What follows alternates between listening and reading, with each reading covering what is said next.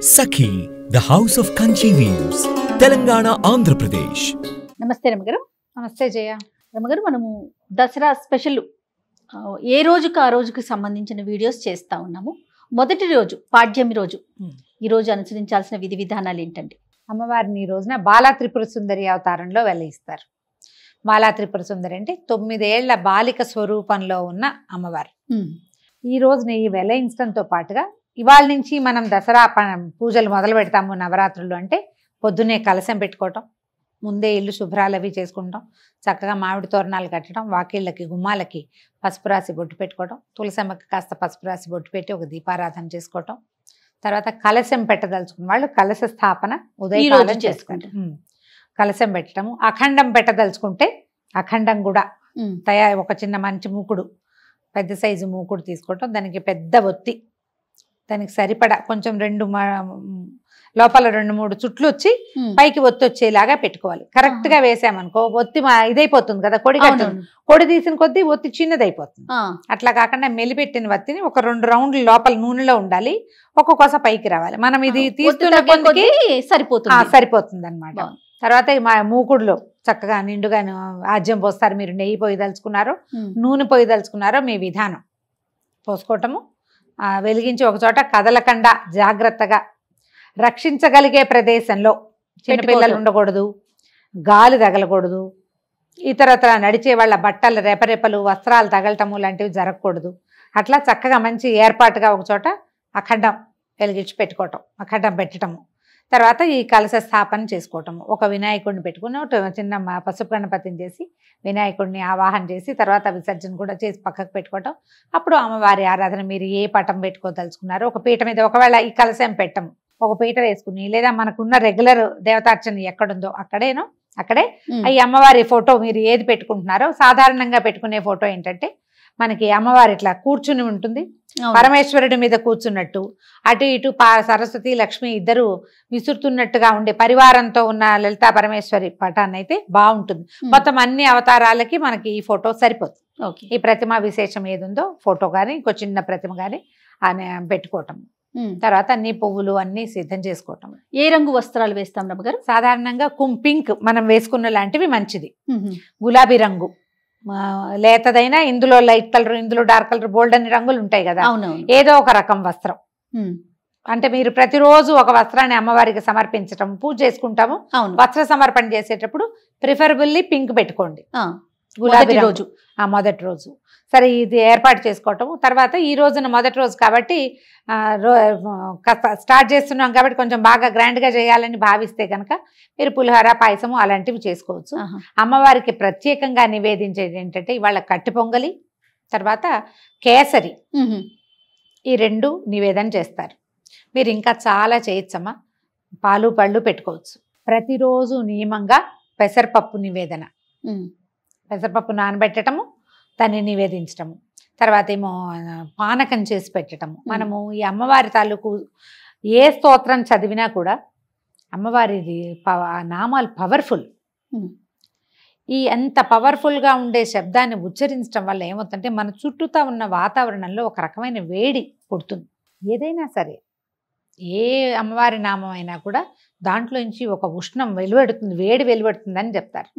దానికోసం అనేది చల్లబరచడం కోసం అమ్మవారికి మనం పానకము, పెసరపప్పు తప్పకుండా నివేదించాలి. మిగిలినవి ఏవి చేసినా చేయకపోయినా ఇది చెయ్యాలని పెట్టుకోండి.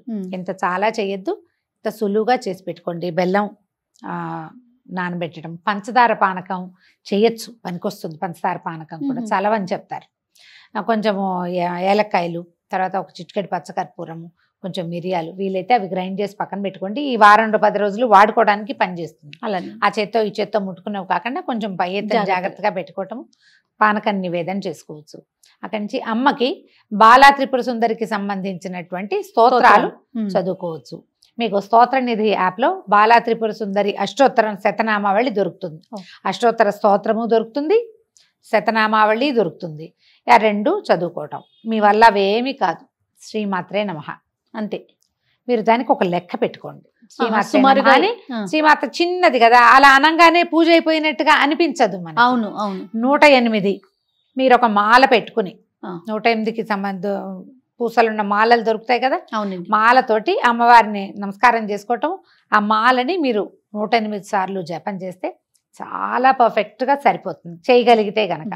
ఇంకా కుంకుమ పూజ కూడా ఈ రోజు నుంచి మొదలు పెట్టుకోవచ్చు. మనం చిన్న ప్రతిమ విశేషం ఏదైనా పెట్టుకున్నాం, ఇట్లా ఉన్న ప్రతిమ లేదు మన దగ్గర, చిన్న గుండ్రటిది లలితా త్రిపుర సుందరివి మనకి రాగిది పెట్టుకోవచ్చు, చాలా మంచిది.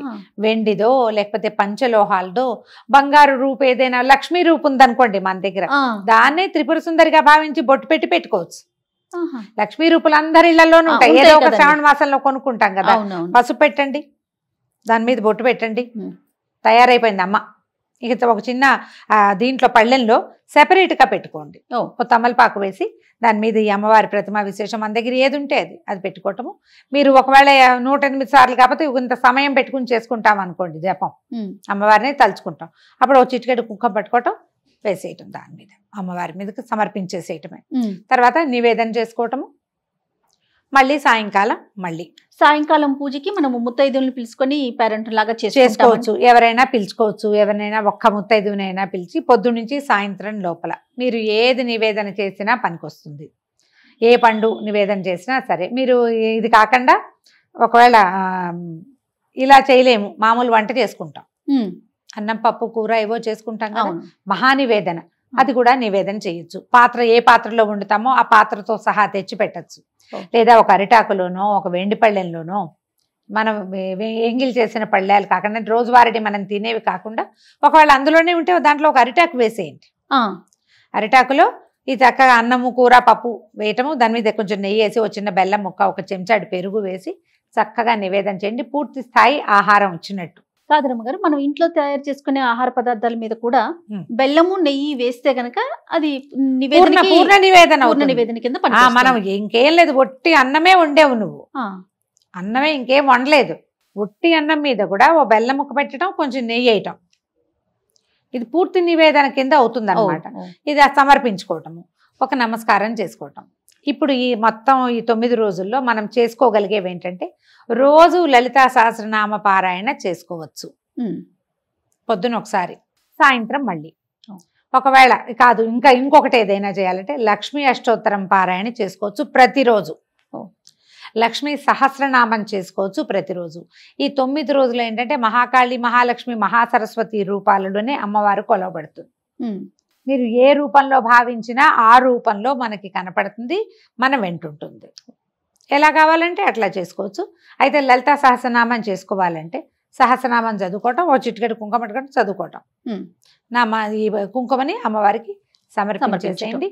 నివేదన చూపించి ప్రతిరోజు అమ్మవారిని కదపాలా, ఇలాంటి ప్రశ్నలు వస్తాయి, ఏమీ కదపద్దు. ఈ 9 రోజులు కూడా అలా కదిపే పని లేదు. మీరు పటం పెట్టుకున్నా, ప్రతిమా విశేషం పెట్టుకున్నా, కలశం పెట్టుకున్నా అమ్మ అక్కడ చక్కగా కూర్చుని ఉంటుంది. మనకి లలితా సహస్రనామంలో బాలా త్రిపుర సుందరి ప్రస్తావన చాలా క్లియర్గా చక్కగా స్పష్టంగా కనపడుతుంది. లలితా సహస్రనామాలు చూసుకుంటే మనం సహస్రనామం మనకి ఎట్లా నడుస్తుందంటే, అమ్మవారి సౌందర్య వర్ణన చేసిన తర్వాత భండాసుర వధ కోసం ఉద్యుక్తురాలే అమ్మ వెళ్ళినట్టుగా కనిపిస్తుంది. మొదటి రోజు అండి, అసలు మనకి లలితా సహస్రనామాల్లో అదే కనిపిస్తుంది. అదే మొదటి రోజునే బయలుదేరింది అనుకుందాం. ఈ బయలుదేరినప్పుడు ఆవిడ ఎలా వెళ్ళింది, ఎక్కడి నుంచి వచ్చాడు ఈ భండాసురుడు? పరమేశ్వరుడు మన్మథుడిని దహించినప్పుడు అదొక బూడిది కుప్ప అయిపోయాడట. మన్మథుడు బూడిది కుప్ప అయిపోయేసరికల్లా ఆవిడ రతీదేవి శోకించింది. అయ్యో, నీకు వివాహం చేసి నీ వల్ల సంతానం పొందాలి, సంతానం వల్ల తారకాసుర సంహారం జరగాలని ఇంత పని చేస్తే మన్మథుడినే భగ్నం చేశాడే భగవంతుడు. శివుడు ఏం చేశాడు, మన్మథుడినే భగ్నం చేశాడు కదా. ఇలా అయ్యిందని ఆవిడ దుఃఖిస్తే అమ్మవారు ఆమెకి ఏం చెప్పింది, ఏం పర్వాలేదు, నీకు కనిపిస్తాడు, అనంగుడుగా ఉంటాడు, శరీరం లేకపోయినా వాడు ఉంటాడు, అతను మన్మథుడు ఉంటాడు, నీ వరకు రతీదేవికి మాత్రం సాకారంగా కనపడతాడట అని చెప్పి వరం ఇచ్చింది. అయితే ఈ బూడిద కుప్పలా పడిపోయింది కదా, ఈ కుప్పలా పడిపోయిన బూడిదని ఈ పరమేశ్వరుడి యొక్క వెనకాల ఉంటారు కదా శివగణాలు, ఆ గణాలలో ఒకడు దాన్ని ఇట్లా ప్రతిమలాగా చేసాడు, ఒక బొమ్మ చేశాడట ఆ బూడిదతోటి. అప్పుడు అయ్యో అన్నారు, భండ భండ అన్నారు, ఇదేమిటి అని. ఆ భండు ఆ బూడిదతోటి తయారు చేయబడిన వాడు ఒక రాక్షసుడుగా మారాడు. శివుని దాంతో చేసిన వాడు శివుడు కాల్చిన బూడిద మన్మథుడి బూడిదే అది. కానీ మన్మథుడికి శరీరం వచ్చేసింది, అవశేషం కదా. ఈ అందుకని బూడిదలో చేతులు పెట్టి ఆడకూడదు అలాంటివి చెప్తారు కదా పెద్దవాళ్ళు. ఎందుకు? ఈ భండాసురుణ్ణి సంహరించడానికి లలితా త్రిపుర సుందరి తన సైన్యంతో సహా వచ్చింది. అందులోనే మనకి వారాహి వాళ్ళందరి స్వరూపాలు కనపడతాయి. లలితలో కనిపిస్తుంది ప్రత్యేకంగా. ఈ భండపుత్ర వధోద్యుక్త బాలా విక్రమనందిత అని ఒక నామం ఉంది. భండు యొక్క కుమారుణ్ణి సంహరించింది అమ్మవారు. ఏది కుమారి రూపంలో. బాల విక్రమనందిత అని చెప్తారు. బాల యొక్క విక్రమాన్ని చూసి సంతోషించింది అమ్మవారు. అమ్మవారి పుత్రికగా చెప్తారు ఈ బాలా త్రిపుర సుందరిని. మనం ఏమనుకుంటే ఆమె యొక్క బాలికా రూపం అనుకుంటాము. ఇట్లా చూపిస్తారు. మనం ఎట్లాగైనా చేయొచ్చు. ఓకే. అయితే ఈ రూపాన్ని మనం ఎట్లా ఆలోచించాలి? ఒక 9 సంవత్సరాల చిన్న కన్యకా స్వరూపం. మనకి ఫోటోలు కూడా కనిపిస్తాయి. చక్కగా పట్టుకుని వస్త్రాలు అవి చాలా ముచ్చటగా ఉండి లంగా జాకెట్ వేసుకుని జడ ముందుకు వేసుకుని ఉన్న బాలా స్వరూపం ఎంత అత్యద్భుతంగా ఉంటుందో. అవును. అమ్మవారి యొక్క ప్రార్థనా శ్లోకం ఏదైనా ఒకటి తీసుకుని బాల చదువుకోవచ్చు. నెంబర్ ఆఫ్ టైమ్స్ మీరు 108 పెట్టుకోండి. ఒక శ్లోకం చెప్తారా రమ్మగారు? చెప్తాం. అరుణ కిరణ జాలై రంజితా సావకాశ విధృత జపవటీకా పుస్తకా భీతిహస్త ఇతర కరవరాఢ్య ఫుల్ల కల్హార సంస్థ నివసతు హృది బాల నిత్య కళ్యాణశీల. ఇది ఒక శ్లోకం.